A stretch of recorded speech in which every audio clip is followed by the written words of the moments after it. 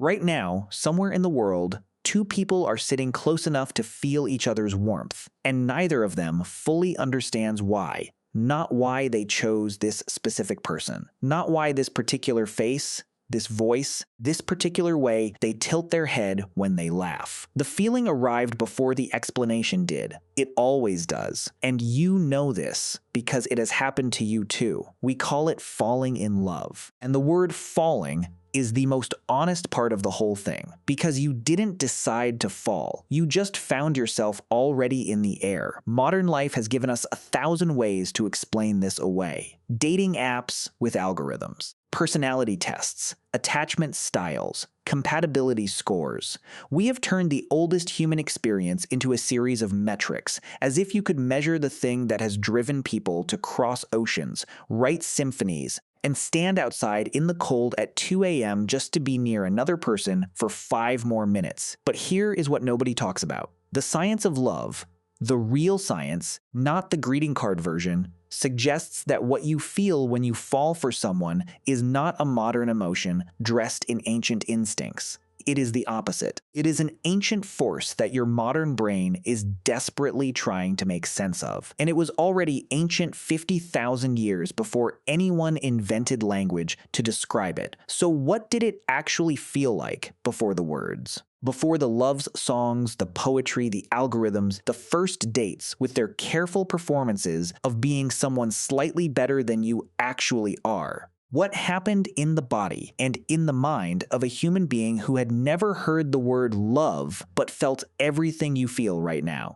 Most people assume that love, real love, the kind that binds two people together for years, is a modern invention, a luxury. Something that emerged once life became comfortable enough for humans to think about more than survival. Once we had shelter and food and safety, we had room to invent romance. This is a satisfying story. It is also almost completely wrong. The assumption goes deeper than that, actually. We tend to think of ancient humans as living in a kind of emotional poverty, driven entirely by instinct, pairing up for reproduction, moving on, efficient, cold, transactional, like animals, we assume. Not like us. But here's what nobody tells you. The evidence tells a different story, and it tells it loudly. In 2013, anthropologist Helen Fisher at Rutgers University published a synthesis of cross-cultural research that found romantic love, not just sexual attraction, not just attachment, but the obsessive, all-consuming pull of romantic love, present in 147 out of 166 cultures studied, cultures separated by thousands of miles, with no contact, no shared language, no shared mythology, and in every single one, the same thing. The same sleeplessness, the same obsessive thinking, the same physical sensation in the chest. The answer is stranger than you expect, because what Fisher found was not a cultural artifact, something humans invented like writing or agriculture.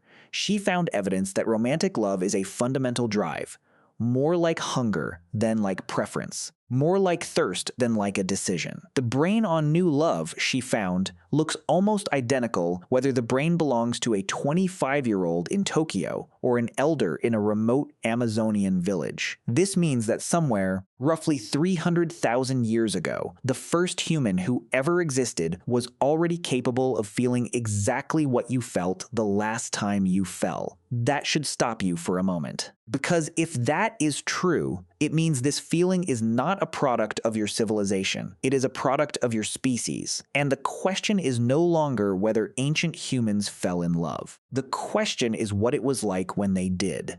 To understand what love felt like before civilization, you have to understand what the brain actually does when it falls.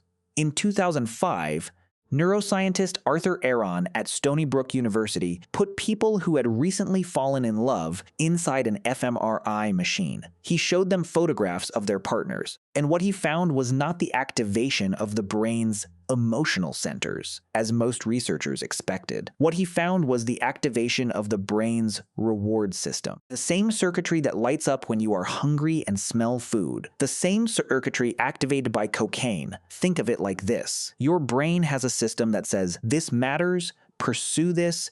Do not stop. It evolved to attach to things your survival depends on: water, food, warmth. What Aaron discovered is that the brain codes another person the same way, not as a preference, as a need. That same circuitry was present in the skulls of every human ancestor who ever lived. So when a Homo sapiens in southern Africa, roughly 100,000 years ago, encountered someone who made that system activate, they did not experience it as a cultural concept. They experienced it as urgency, as a physical pull behind the sternum. The same pull you recognize immediately when you feel it, the one that is impossible to explain to someone who has never felt it, and completely unnecessary to explain to someone who has. But here is what that means in practice. In a world with no privacy, no candlelit dinners, no first text messages carefully rewritten 4 times before sending, love had to express itself differently. Archaeologists have found evidence of personal ornamentation,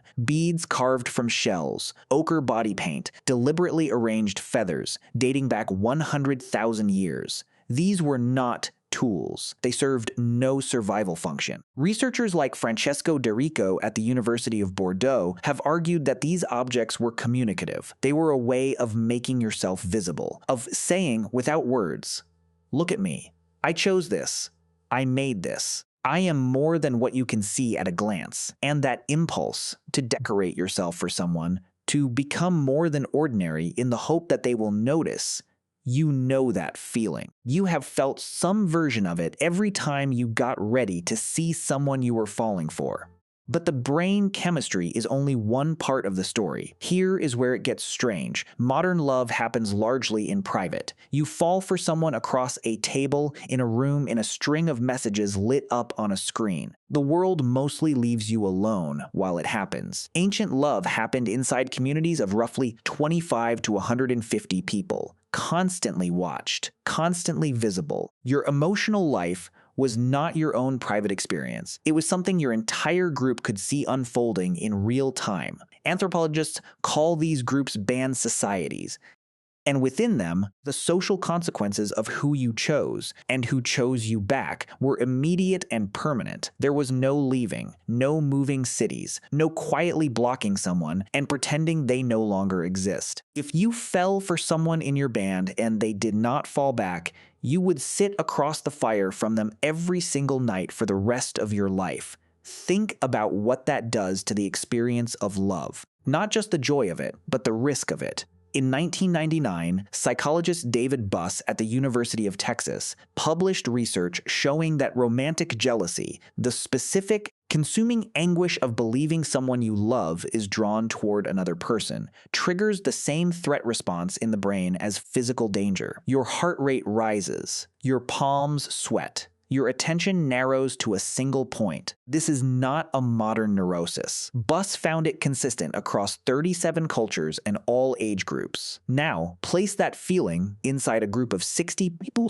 who sleep within earshot of each other, hunt together every morning, and have no distance to escape into. The emotional intensity of love in that environment would have been almost unbearable, and almost unbearably alive. Here is the statistic that should stop you cold. Evolutionary psychologists estimate that the average ancient human had romantic experience with dramatically fewer partners over their entire lifetime than the average modern person encounters on a single evening of scrolling. Not because they wanted less, because the world was smaller and every feeling was larger for it. You have access to infinite connection. They had access to almost none. And yet, the neurological fingerprint of what they felt, the activation patterns, the hormonal cascades, the obsessive circling of a single person's face in the mind was chemically identical to yours. They felt everything. In a world with almost no one to feel it with, the implications of that are still moving through you, even if you haven't named them yet. Here is what all of this is actually telling you. You have been taught in 1,000 quiet ways that love is something that happens to emotionally sophisticated people. That it requires the right setting, the right language, the right context. That it is a high-level human experience. Something that evolved late, arrived late, belongs to the civilized and the literate and the connected. But the science says the opposite. Love, the real mechanism of it, the dopamine and norepinephrine and oxytocin, the obsessive cognition, the physical ache of proximity and absence, all of it predates language. It predates agriculture. It predates fire, possibly. It was running in human bodies before human bodies knew how to describe it, before there were words for longing or tenderness, or the specific grief of wanting someone who is standing right in front of you.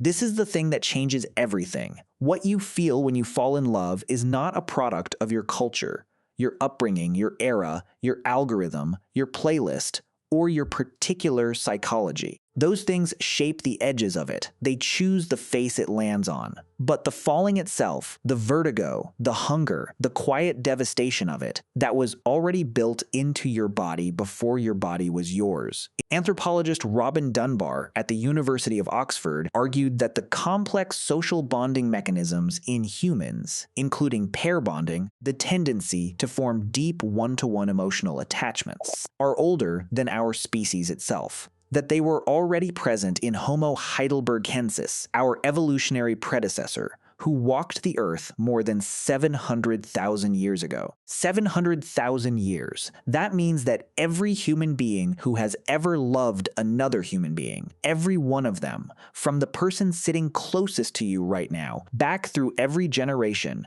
through every ice age, through every continent your ancestors crossed, through every night they lay awake in the dark, thinking about someone, they were all running the same ancient program, not similar, the same quickening of the pulse, the same intrusive thinking, the same irrational certainty that this specific person out of all the others is the one that matters. You did not fall in love. You participated in something 700,000 years old, something your species has been practicing since before it was your species. Tonight, somewhere inside your chest, an ancient mechanism is either running or resting.